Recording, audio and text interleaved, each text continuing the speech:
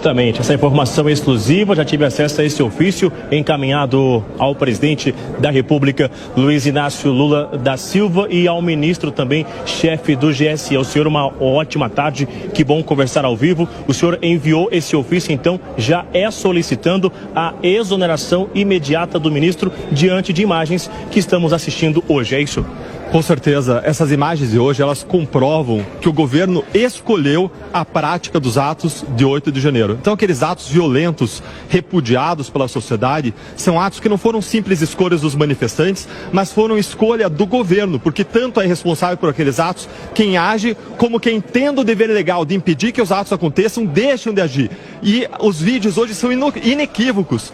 As imagens ali falam mais do que milhões de palavras. Além de não ter agido, além de ter escolhido a prática desses atos, o governo não tem justificativa para isso, porque ele sabia, ele foi informado, ele foi avisado. Existem várias provas, inclusive do ministro-chefe do GSI e do GSI trocando mensagens com outras instituições e dispensando, inclusive, o seu efetivo, quando, em situações similares, mesmo, por exemplo, lá em 2014, quando o MST, por meio de 20 mil manifestantes, tentou invadir um prédio do Supremo Tribunal Federal, eles foram barrados por meio de agentes da segurança pública que são profissionais incumbidos, responsáveis, que têm a obrigação de impedir esse tipo de ato. E lá atrás, mesmo se tratando de militantes profissionais, de guerrilheiros treinados, esses atos de vandalismo foram impedidos. E agora, quando você tem inclusive velhinhos, velhinhas, senhorinhas que mal sabiam o que estavam fazendo lá, esses atos não foram impedidos. Foram abertas as portas, se deu aguinha para pessoas que depois chamaram de terroristas, quando se deveria dar voz e prisão. E além de ter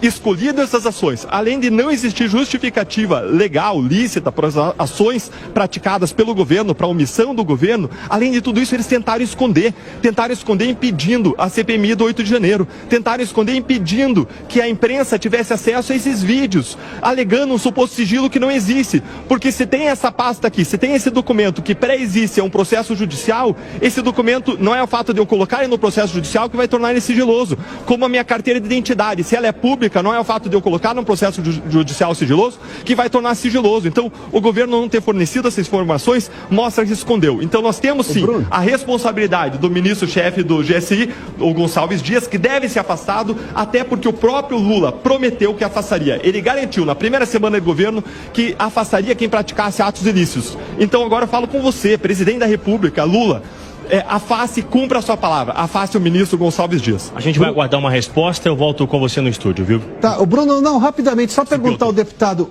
a exoneração é uma ação administrativa. Claro. Fato é que pode se apurar também envolvimento do Gonçalves Dias, do ministro-chefe da Casa, da Gabinete de Segurança Institucional. O que ele espera que o Supremo vá tomar decisão? Porque o Supremo foi muito rápido em tomar decisões acerca desse inquérito do 8 de janeiro. O que pode ser feito agora? O que ele espera que o Supremo faça? O que o senhor espera que seja feito agora após enviar esse ofício e uma resposta dos ministros do STF sobre a Suprema Corte em relação a esse ofício que foi enviado a Luiz Inácio Lula da Silva? Nós esperamos duas respostas. O primeiro é o afastamento do ministro-chefe do GSI, Gonçalves Dias, por duas razões. Em primeiro lugar, pelo que aconteceu, pela omissão criminosa. Existem todas as evidências de que houve uma omissão criminosa e que precisa ser investigada mais a fundo, inclusive para avaliar a omissão criminosa de autoridades superiores a ele. E mais, nessa investigação vão ser ouvidas pessoas subordinadas. Como que um subordinado, um agente público do GSI, vai ter liberdade para prestar o seu depoimento quando ele é subordinado a alguém que está sendo investigado e está sujeito à autoridade de alguém que está sendo investigado? Então, é uma condição de republicanismo, de você ter uma investigação devida e com a devida isenção dos depoimentos, que ele seja imediatamente afastado. Além disso, o Supremo Tribunal Federal começou ontem o julgamento das pessoas responsáveis pelos atos do 8 de janeiro. E tem lá 3 núcleos. Um núcleo de pessoas que foram executores, que saíram às ruas, saíram, invadiram os prédios. Um núcleo de incitadores, as pessoas que estavam no acampamento. E um núcleo de agentes públicos responsáveis por omissão. E só foi acusada até agora uma pessoa. Esse material dá um farto material probatório para que outras pessoas do governo atual sejam incluídas nesse inquérito e sejam devidamente responsabilizadas. A gente continua acompanhando se haverá uma resposta da Suprema Corte ainda hoje. Volto com você no estúdio, viu, Piotr?